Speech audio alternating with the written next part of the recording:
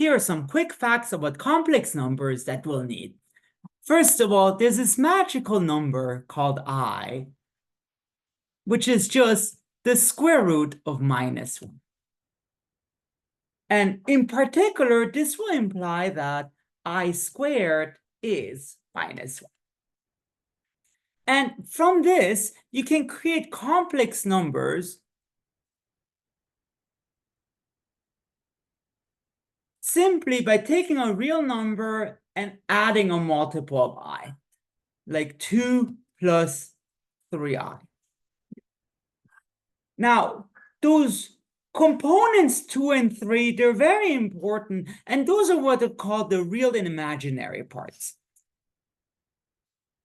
So for instance, the real part of 2 plus 3i is 2, and the imaginary part of 2 plus 3i, it's not 3i, but just 3 to get real numbers.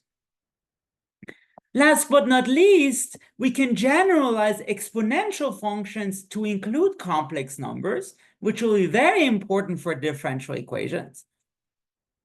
So when I write e to the it, I mean cosine of t plus I sine of t.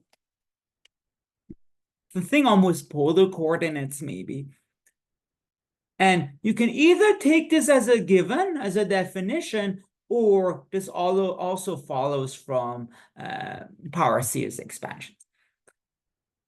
And from this, we actually get one of the most beautiful equations of math, because if you let t equals pi, then ei pi is cosine of pi plus I sine of pi, which is -1 plus I times 0.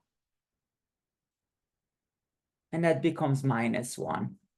And as promised, this gives what some people call the most beautiful equation in math, e to the I pi plus 1 equals 0.